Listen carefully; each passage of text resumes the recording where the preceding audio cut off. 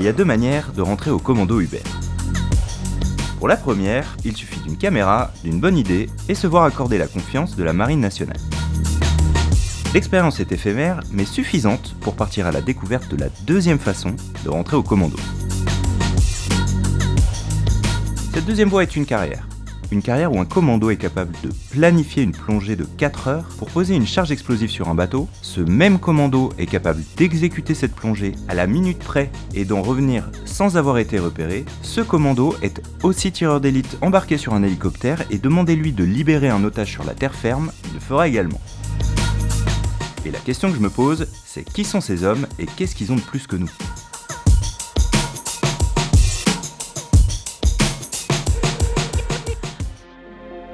Chez les commandos, on se lève tôt, mais le spectacle en vaut la peine. Au programme du jour, 1h30 de balade en Zodiac pour rejoindre des commandos sur un exercice. Enfin, balade. On vient de prendre une toute petite vague.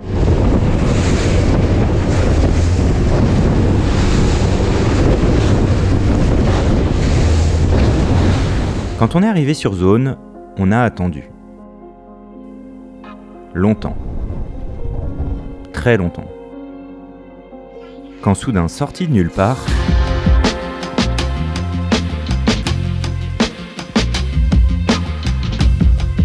la mission consiste à confirmer l'identité d'une cible. On a beau avoir les meilleurs satellites du monde, à un moment, pour avoir ce degré de finesse, il faut aller sur le terrain.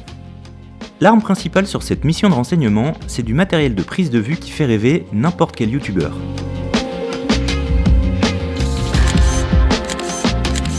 Il n'aura fallu que quelques minutes pour que ce groupe débarque sur cette île, exécute sa mission sans même se dire un mot et disparaisse dans les profondeurs de la mer, sans avoir été vu, sans avoir été entendu.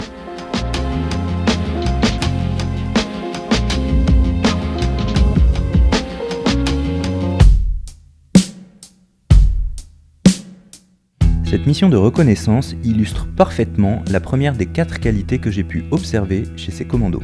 Leur finesse, leur discrétion, leur manière de me partager leur expérience hors du commun sans jamais laisser apparaître une pointe d'ego, leur façon de s'intéresser à mes expériences de vie pour apprendre quelque chose de nouveau, leur humilité. L'humilité, c'est aussi ne pas faire disparaître l'héritage reçu de ses anciens. Le commando Hubert, créé dans les années 50, à l'origine c'était le premier des unités de commando marine qui était parachutiste. Et puis ensuite, toutes les autres unités de commando marine sont devenues parachutistes. Mais on y a mis rapidement des nageurs de combat. Le métier de nageur de combat en France a été créé en 1952 par le célèbre Bob Maloubier et le non moins célèbre commandant Claude Riffaut. Et donc à deux, donc Bob Maloubier qui était issu plutôt des services et de l'armée de terre, et le commandant Riffaut qui lui était officier de marine, se sont dit toutes les autres nations ont des nageurs de combat, il faut que la France en ait. Et donc les nageurs de combat de la marine ont été reversés petit à petit au commando Hubert, et c'est devenu la spécificité du commando Hubert. Et le commando Hubert porte son nom en hommage au lieutenant Augustin Hubert, qui a été tué sur les plages de Normandie le 6 juin 1944, qui était un type extraordinaire, et tous les commandos marines portent le nom d'officiers français qui ont été tués au combat, que ce soit avant le débarquement, pendant le débarquement ou alors en Indochine. Au fil des années, d'autres spécialités sont venues s'ajouter au parachutisme et au combat subaquatique. Un nageur de combat en France, c'est quelqu'un qui est capable de plonger pendant 4 heures et qui plonge avec un appareil en circuit fermé en respirant de l'oxygène pur et qui navigue avec une boussole et une montre sans jamais sortir la tête de l'eau pour trouver son objectif, poser une charge explosive et repartir. Ça, c'est le contrat de base, c'est ce qu'on apprend en nageur. Ça veut dire qu'il faut être extrêmement à l'aise dans l'eau, ça veut dire qu'il faut être suffisamment malin pour retenir toute la plongée par cœur, parce qu'on ne prend pas de notes sous l'eau. Et en plus de ça, on a des gens qui sont spécialisés dans la libération d'otages, que ce soit en mer ou à terre. Ça suppose de maîtriser des moyens d'insertion, arriver en Zodiac et grimper à bord des bateaux.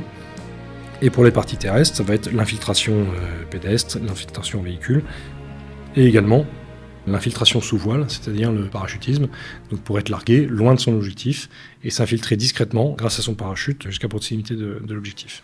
La dernière spécialité est celle de tireur d'élite. J'ai toujours eu une fascination pour les tireurs d'élite, ou en tout cas une fascination pour les tireurs d'élite qu'on voit dans les films. Leur manière de faire les choses calmement, leur capacité à battre une cible à 1 kilomètre de distance. Sauf que le problème du tireur d'élite, c'est qu'il est toujours très statique, sauf quand on le met dans un hélicoptère.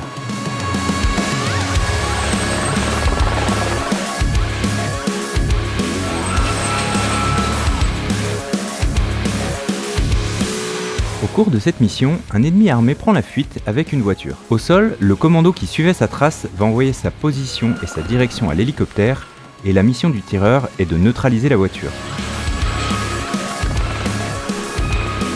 Il stoppe la voiture en démolissant son moteur avec des tirs, et si l'ennemi persiste, il doit parfois prendre la décision de le neutraliser définitivement.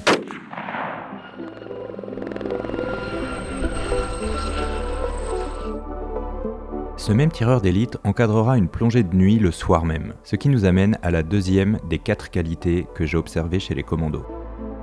La polyvalence. On va travailler avec toutes les autres composantes de la marine et des autres armées, que ce soit les avions pour nous larguer, des sous-marins pour nous mettre en place, des bâtiments de surface de la marine pour nous mettre en place. On travaille avec tout le monde et c'est ça qui fait la magie de ce métier.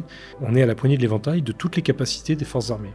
Ce que je trouve magique, c'est d'avoir des hommes qui sont capables d'être sur un théâtre en Afrique, de discuter parfaitement avec un vieil adjudant de la Légion étrangère sur le déminage, un quart d'heure après de discuter avec un équipage d'un avion de l'armée de l'air sur comment est-ce qu'ils vont être largués dans telle zone, et puis 3 mois après, ils sont revenus à Toulon, ils vont faire un exercice avec un sous-marinier, ils vont parler le même langage, 2 semaines encore après, ils seront sur un bateau de surface, et là ils vont parler au pacha du bateau, et ils parleront le même langage. Et d'avoir des types comme ça, qui sont ultra performants dans tout leur domaine, et qui sont interopérables avec tout le monde, c'est vraiment un bonheur à commander. Et c'est à ce moment-là que j'ai voulu savoir si on est naturellement doté d'une telle polyvalence, et donc comment est-ce qu'on les choisit. Que ce soit pour faire commando ou pour faire nageur de combat, il y a un module de sélection. On regarde si les gens sont en mesure de faire du basique, s'ils ont la rusticité dans l'eau, sur l'eau, à terre. C'est très physique pour le stage commando, et pour le cours nageur de combat, c'est plus de la plongée. Mais c'est l'enchaînement de toutes les activités sur un rythme élevé qui fait qu'il y a de la difficulté. On est tous en mesure de faire des choses simples, mais faire une accumulation de choses simples, c'est pas si facile que ça. On n'est pas du tout des surhommes, faut arrêter de croire qu'on est des surhommes. Pour venir à Hubert, il faut de la volonté, il faut être un peu physique quand même, on va pas se mentir. Il faut être smart, il faut avoir envie, et puis il faut avoir un peu de chance aussi. Il y a plein de gens géniaux qui n'ont jamais réussi à venir au commando Hubert parce qu'ils se sont cassés la jambe au mauvais moment, le bras au mauvais moment. Ça peut arriver, et tout le monde ne peut pas forcément supporter l'oxygène pur en plongée aussi. C'est pour ça qu'il y a des sélections. Certains, physiologiquement, sont pas du tout à l'aise dans l'eau ou autre. Il y a des types géniaux à Hubert, mais tous les types géniaux sont pas à Hubert.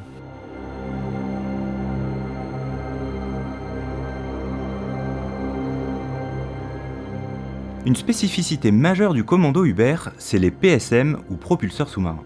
Un PSM, ça sert à approcher un objectif très éloigné sans avoir à palmer. Celui que vous voyez à l'écran a des caractéristiques intéressantes.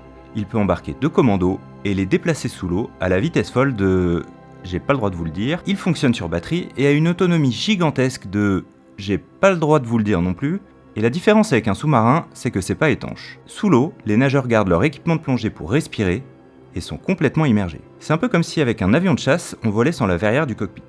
Dernière particularité, sous l'eau, on ne capte pas le signal GPS. Donc pour naviguer, le PSM est doté de plein de capteurs dont j'ai pas le droit de vous parler non plus, mais en gros, c'est des accéléromètres comme sur votre iPhone qui enregistrent tous les mouvements de la machine et déduisent la position à chaque instant depuis le point de départ. Ça permet d'être déposé loin au large et d'aller opérer dans un port ennemi en toute discrétion. Démonstration. On est prêt à attaquer ce début de nuit qui se finira environ vers 2h du matin.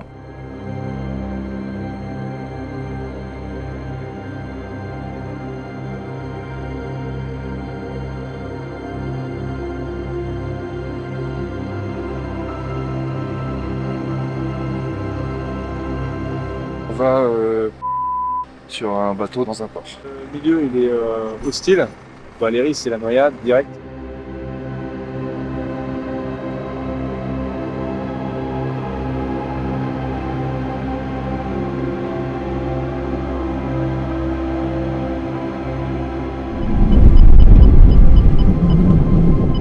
Voir sans être vu.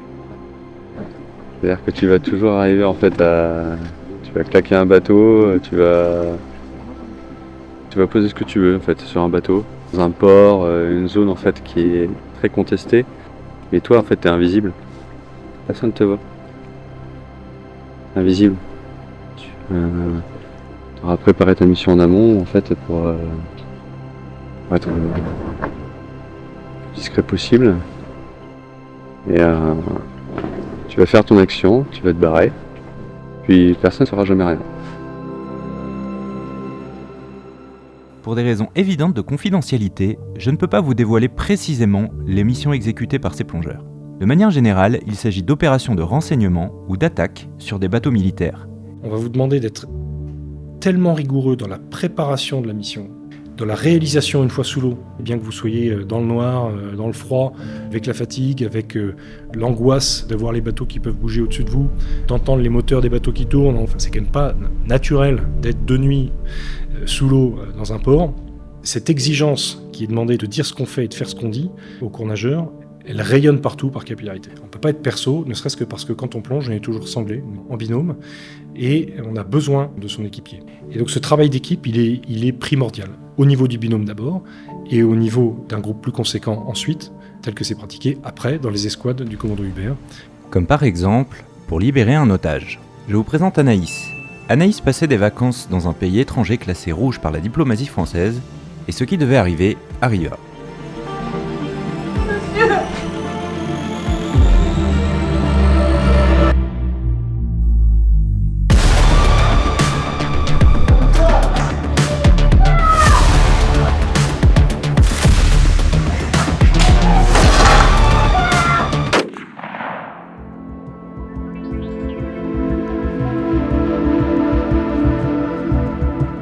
Cette scène, on l'a tous vue et revue dans les films. Pourtant, y assister de l'intérieur est une expérience marquante. Ils ont beau ne pas connaître les lieux, ils ont répété des centaines de fois la cinématique de progression dans un bâtiment. À force, ils ont tissé un lien de confiance les uns envers les autres et savent précisément comment chacun va agir sans même avoir besoin de se parler. Une fois la situation maîtrisée, chacun sait exactement ce qu'il a à faire. Certains sont en charge de soutenir les otages physiquement et psychologiquement, d'autres de tirer un maximum de renseignements des assaillants restés en vie, s'il en reste. Cette symbiose parfaite, c'est la troisième des 4 qualités que j'ai pu observer chez ces commandos. L'esprit d'équipe. Ils ont été habitués à être extrêmement exigeants avec eux-mêmes. Du coup, ça crée au sein de l'unité une vraie émulation. Tout le monde a la volonté, vraiment dans les tripes, de donner le meilleur et de ne jamais être le maillon faible. Pas tant parce que derrière il serait puni ou autre, mais juste parce que on n'a pas envie de décevoir. Et du coup, tout le monde donne absolument le meilleur de lui-même. C'est extrêmement gratifiant pour un commandant. J'ai pas besoin de leur demander d'accélérer. Ils accélèrent d'eux-mêmes. C'est-à-dire que pour un commandant, il faut passer plus de temps le pied sur le frein que sur l'accélérateur. Les gens se donnent ici à 200% et sont très fanas de partager leur expérience, très bienveillants vis-à-vis de ceux qui arrivent, et c'est une vraie joie.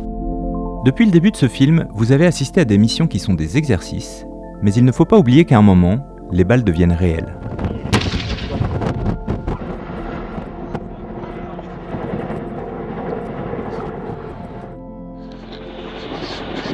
Bon, je vais montrer un peu comment c'est foutu là, c'est nos tentes. Et puis voilà les bastion wall, les U-wall. On va se planquer si ça craint. Et puis voilà. Tout le monde a envie d'y aller. Parce que c'est pour ça qu'on s'est engagé. On est là pour servir notre pays et remplir les missions qui nous sont confiées.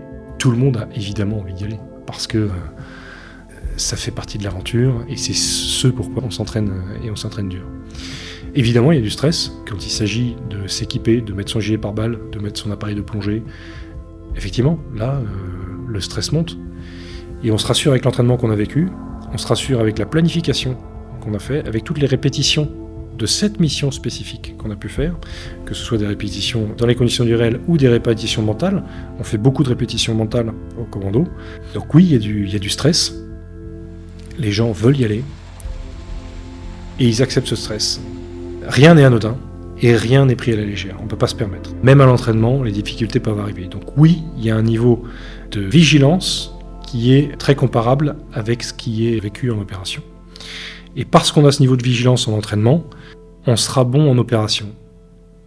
Pourquoi ? Parce qu'en opération, quand ça commence à tirer, on perd énormément de ses moyens. Quelle que soit la personne, forcément, on va perdre ses moyens. Et la seule chose qui reste, c'est tout ce qu'on aura acquis à l'entraînement. Donc il faut effectivement avoir ce niveau d'exigence à l'entraînement.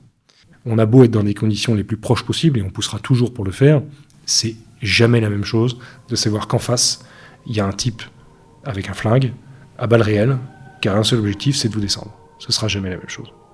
Le commando Hubert a perdu plusieurs hommes au combat depuis notamment la guerre d'Algérie et puis plus récemment au Burkina Faso avec Cédric de Pierrepont et Alain Bertonchello. Leur souvenir, il est présent au quotidien au sein de l'unité, plus particulièrement des 2 plus récents, puisque la moitié de ceux qui sont encore ici ont fait leur cours nageur avec eux, leur stage commando, ont servi pendant des années avec eux. Donc le souvenir est vraiment extrêmement fort. Donc hier, on a marqué l'anniversaire des 4 ans de leur mort pour la France au Burkina Faso, pour libérer les otages français. On fait des petites cérémonies pour se souvenir, on trinque à leur santé. Et alors il y a un challenge sportif qui s'est décliné et qui a fait tache d'huile au sein des armées, le WOD. C'est une manière de se rassembler et de souffrir un peu ensemble en pensant à eux, en pensant à tous les autres camarades de la marine et des autres armées qui sont morts au combat ou qui sont blessés au combat. Et aussi, c'est important, je trouve, de penser aussi à tous ceux qui étaient au combat avec eux et qui sont revenus. Alors au moins en apparence sains et saufs, mais qui sont forcément marqués parce qu'ils ont vécu en opération.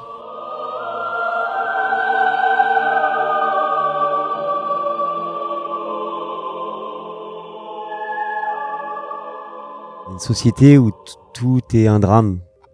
Pour des gens qui sont en retour de mission, ça c'est... Bon, et si on peut remettre un peu de légèreté et un peu de bienveillance, et en fait aussi d'empathie. On relativise pas mal de choses, pas mal de petits tracas du quotidien. Et on retrouve des choses qui nous manquaient vraiment quand on était déployés. J'ai le souvenir, quand j'étais en Afghanistan, je rêvais presque d'être dans un embouteillage sur le périph', en me disant, au moins quand on est sur le périph' dans un embouteillage, on est peinard. On va pas se faire tirer dessus et tout va bien. Tous les matins à 8h, tout le commando se rassemble pour le lever des couleurs. C'est un geste qui symbolise pleinement notre engagement pour la France, et c'est un geste qui nous lie à tous les militaires français, partout sur la planète, qui se rassemblent, où qu'ils se trouvent, qu'ils soient en opération, qu'ils soient dans leurs unités ou port-base. Pour un militaire, pendant le temps de silence, c'est aussi l'occasion de réfléchir à son engagement et pourquoi il sert au sein des armées françaises. Ce qui peut surprendre au commando Hubert en première approche, c'est quand on arrive d'avoir du mal à trouver 2 personnes dans la même tenue, voire des types avec des cheveux longs, des sweats et capuches, des treillis de camouflage différents. Ça fait partie un peu de l'ambiance ici, et cette décontraction, elle ne doit pas être confondue avec un relâchement, bien au contraire. Je ne saurais pas vous dire d'où ça vient, c'est un héritage de nos anciens. J'essaie de dire aux jeunes que ça vaut le coup de franchir le pas et de s'engager, donc avec le sens noble de l'engagement. C'est un métier à contraintes, il y en a beaucoup, mais ça rend plus grand d'accepter ces contraintes, et on sait pourquoi. Pour être dans un pays en paix, où les choses vont bien, aux jeunes, j'essaie de leur dire, allez-y, ça vaut le coup. Vous allez voir des expériences incroyables, techniquement, humainement, et en fait, ce qui reste à la fin, on a beau avoir fait les choses les plus techniques, c'est l'humain qui reste. Ce que j'ai envie de partager, c'est l'aventure extraordinaire que j'ai vécue et que les gens vivent ici, au commando Hubert, dans les commandos marines, ou dans toutes les unités de la marine. Alors dans un milieu, le milieu maritime qui est absolument génial. Alors pour nous les commandos, on n'est pas uniquement dans le milieu maritime, on est aussi à terre, dans un endroit où il n'y a pas du tout la mer. Quand on a 20 ans et qu'on a envie de servir et qu'on a envie de trouver un sens à son existence, je trouve ça fabuleux. Je n'ai rien à ajouter pour la 4e parmi des milliers des qualités que j'ai pu observer au commando Hubert. Le don de soi.